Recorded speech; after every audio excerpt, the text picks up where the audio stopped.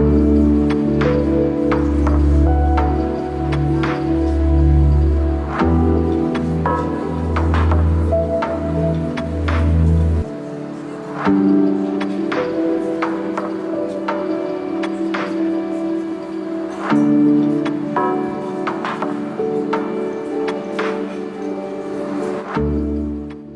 primer recuerdo con un timón en la mano es en Puerto Rico, escuela de vela, barcos súper pesados que nos había dejado la OGE, primer campeonato o escuela de vela infantil que hicimos en la playa del sur, que organizó mi tío Joaquín Blanco y en el que fuimos pues toda una generación que luego siguió navegando. Pero es mi primera sensación de asombro de poder dominar yo una embarcación.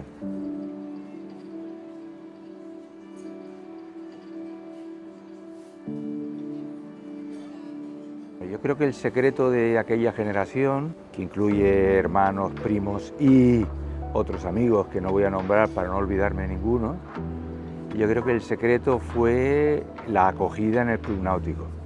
Nosotros hicimos un curso de iniciación, como hacen tantos y tantos chiquillos, pero llegamos a un club donde éramos una novedad y donde buenos regatistas nos acogieron con mucho cariño y mucho tiempo. Y uno y otro, cada uno nos iba enseñando un poquito y nosotros pues también pusimos de nuestra parte y ahí también teníamos unas condiciones naturales de poder navegar muchas horas, cuando en el resto de Europa lo tenían mucho más complicado.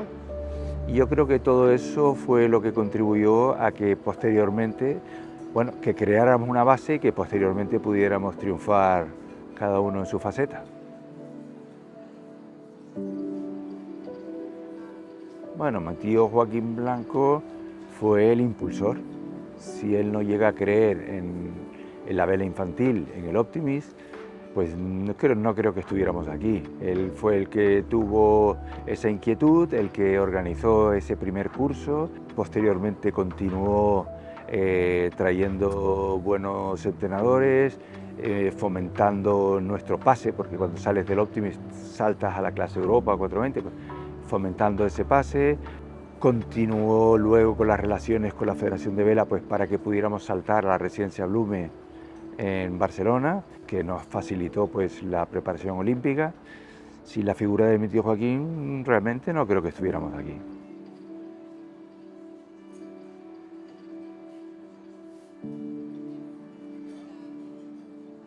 Bueno, la competición de alto nivel yo creo que te entra sin tú darte cuenta. Yo cuando fui a Barcelona para preparar los Juegos Olímpicos, mi idea era poder estudiar medicina y aprovechar esa beca. Pero sin darme cuenta me vi envuelto en una madeja, digamos, y al final estaba navegando casi más que estudiando. Por supuesto, tú eres el que decide, pero hay un momento donde tú tienes que decidir si sigues o si paras. Por ejemplo, pues mi hija Andrea, que estaba envuelta también en la misma, de repente se frenó, dice, mejor me paro y sigo mis estudios académicos y no sigo la vela de competición. Creo que hay un momento que tú lo decides, pero la mayoría de las veces te ves envuelto sin darte cuenta.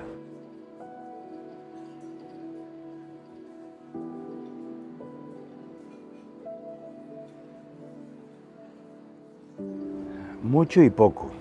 Aportación, mucho en el sentido de que realmente nos colocó, o sea, yo me recuerdo nuestros primeros inicios, íbamos a las regatas y éramos pues el patito feo, los españoles, y al cabo de unos años pues ya éramos el enemigo a batir, y eso nos dio muchos triunfos, campeonatos del mundo, campeonatos olímpicos, pero al final siempre pensamos, bueno, ahora la vela popular explosionará, como explosionó pues el tenis con Santana o un poco el golf con Ballesteros. Digo, pues ahora habrá no sé cuántos barcos en el agua y será todo más fácil. Y la verdad es que no. La verdad es que la vela sigue siendo un deporte muy minoritario y por eso te decía que aportó mucho, pero aportó poco porque al final sales, miras y las velas son las mismas o menos que las que había en aquella época.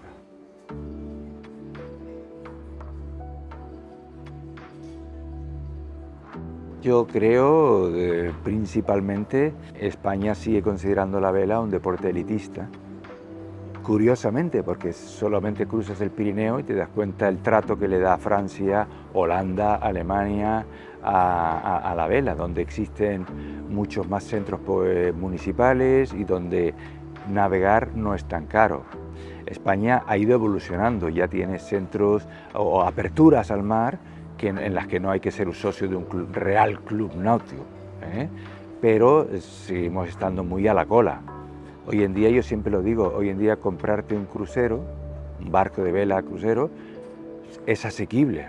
Lo que ya es mucho más complicado es tenerlo, mantenerlo, y no por el mantenimiento del propio barco, sino por el parking. El amarre es carísimo. No tenemos amarres populares. En algunas ciudades sí, porque el municipio se empeña y tal, pero en general no, con lo cual eso frena muchísimo pues la posible evolución.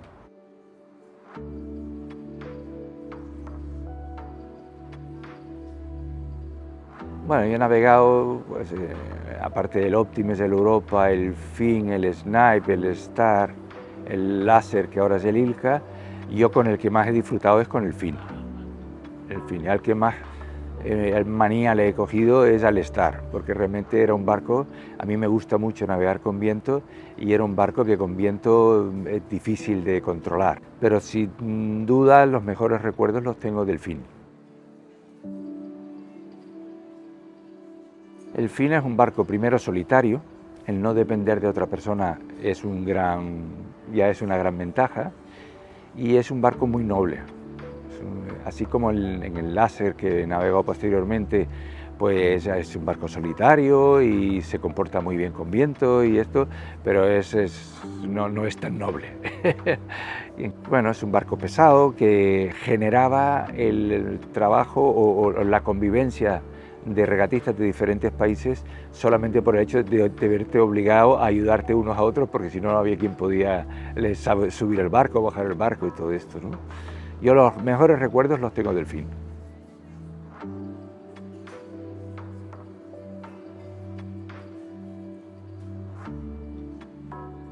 Hombre, del mundo deportivo yo siempre tengo en mente dos regatistas.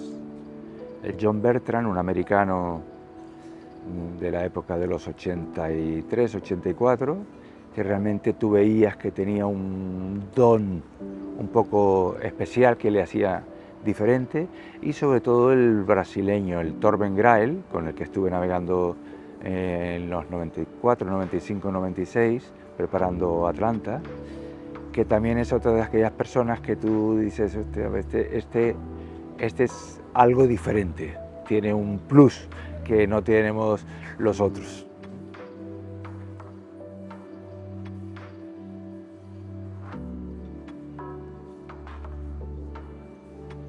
Empezamos todos a la vez y mi hermano Luis tenía 8 años y yo tenía 13, con lo cual ya había una diferencia de peso, pero también de comprensión, ¿no?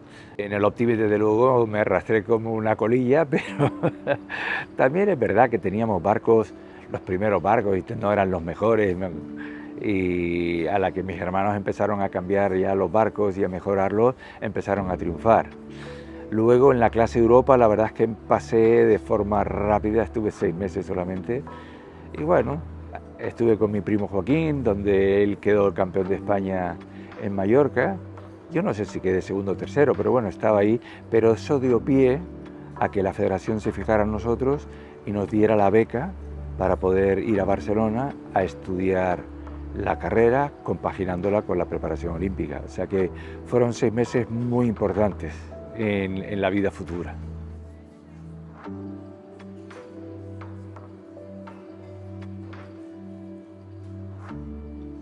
Hombre, sin lugar a dudas, los Juegos de Seúl fueron duros físicamente porque tuvimos unas condiciones meteorológicas muy difíciles, muy duras. Fueron duros también a nivel mental porque tuve un descalificado muy pronto, con lo cual ya tenía una espada de Damocles encima mío. Y por supuesto lo que he recogido de esa medalla de oro supera con creces todo lo otro. Por lo tanto, claro, siempre que me viene a la cabeza una imagen, me viene la última regata de los Juegos Olímpicos de Seúl, que fue especialmente dura y además donde volqué, tuve que luchar como un loco pues, para pasar a uno para poder mantener el oro. O sea que si me viene una regata a la cabeza, siempre es esa.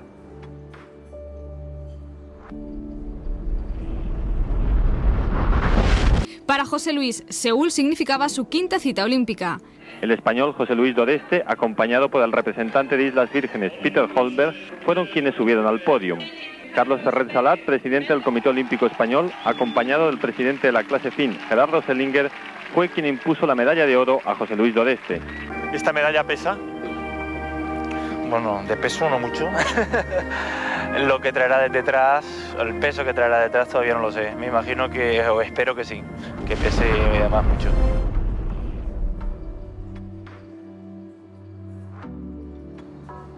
Muchísimo, muchísimo, muchísimo, porque yo siempre pienso de que si no hubiera podido pasar al que se me colocó delante, al americano, y no hubiera ganado medalla de oro, hubiera ganado la medalla de plata, la repercusión que todavía sigue teniendo, y han pasado ya unos cuantos añitos, pues hubiera sido mucho menor, ¿no?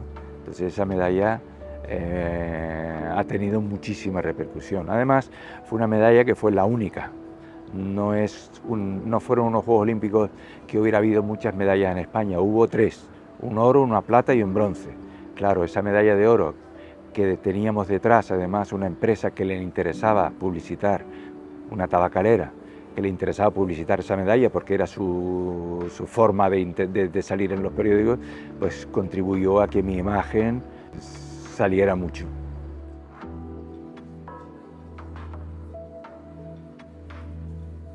Se planifica en tierra, con el material, no puedes romper material, tienes que llevar el material preparado ya anteriormente para tener una buena velocidad.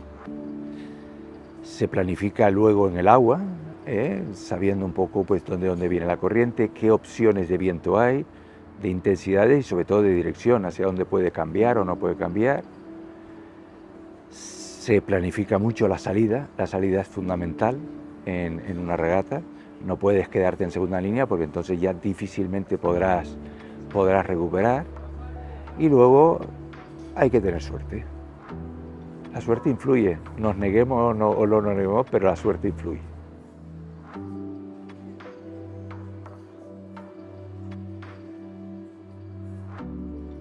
Australia y Nueva Zelanda son países donde la vela es algo popular. En Nueva Zelanda, creo, en Australia, no sé dónde dice, has de aprender antes a navegar que a caminar. Esos países. Pero vamos, tampoco hay que ir tan lejos. En Holanda, en Alemania, ves los lagos pequeños llenos de velas. O sea que existe la vela popular. Para mí ya es otro deporte. Para mí es otro deporte que ya me coge en una situación donde desde luego ni me lo planteo. Yo entiendo que a los jóvenes les guste la velocidad, el riesgo, pero es otra concepción, donde ya influye muchísimo más la velocidad que la táctica, ¿no?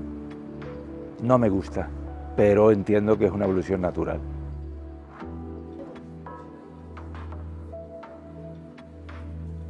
Para mí el mantenerme activo, entre comillas, porque nuestra competición no es contra los jovencillos, sino con nuestras edades, mantenerme activo primero me obliga a cuidarme. Si no estoy un poco bien o bastante bien físicamente, no tengo absolutamente ninguna opción en el barco que he escogido, que es en el láser. Entonces me obliga a cuidarme y al mismo tiempo me evade. Sigo siendo todavía un trabajador en activo, con muchas horas en la clínica, y el poder salir y navegar y competir pues me evade y al mismo tiempo me mantiene un grupo de amistad que realmente todos comulgan con mi idea de compaginar la actividad laboral con la deportiva, y realmente creo que para mí es fundamental mantenerme activo hasta que el cuerpo aguante.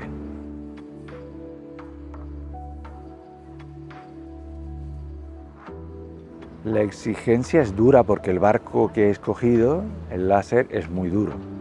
Es un barco muy duro y entonces tienes que estar muy bien. Lo que pasa es que no es lo mismo el ritmo, el nivel de navegación que llevamos nosotros que el que llevan los olímpicos. Siendo el mismo barco, ellos le sacan muchísimo más partido pues porque están todo el día navegando y están mucho más en forma y tienen unos cuantos años menos.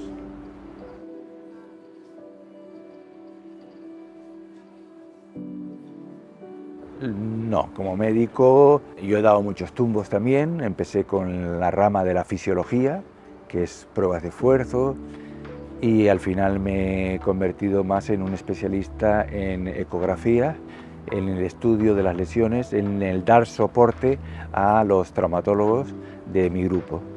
Entonces trato todo tipo de lesiones y bueno, de una forma o de otra me he convertido también en un poco en el médico referente ayudante de todas las lesiones que tienen regatistas olímpicos, que vienen a mí, o hay otros que van a otro lado, pero vienen a mí ya no tanto muchas veces para que les cure, sino simplemente pues para que les asesore. Yo estoy en un grupo muy grande de traumatólogos, donde hay especialistas de diferentes articulaciones, y pues les puedo asesorar, pues vamos por aquí, vamos por allá, o hagamos esto, hagamos lo otro.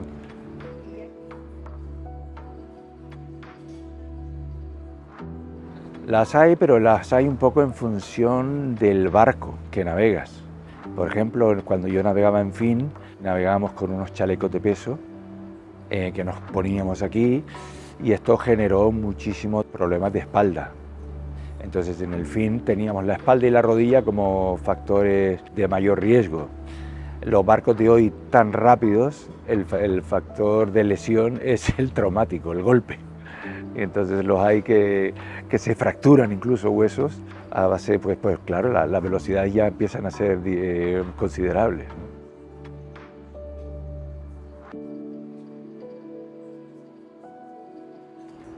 La vela me ha dado la posibilidad de desarrollarme profesionalmente, porque no sé yo si al haberme dado esa beca, no sé por dónde hubieran ido mis caminos.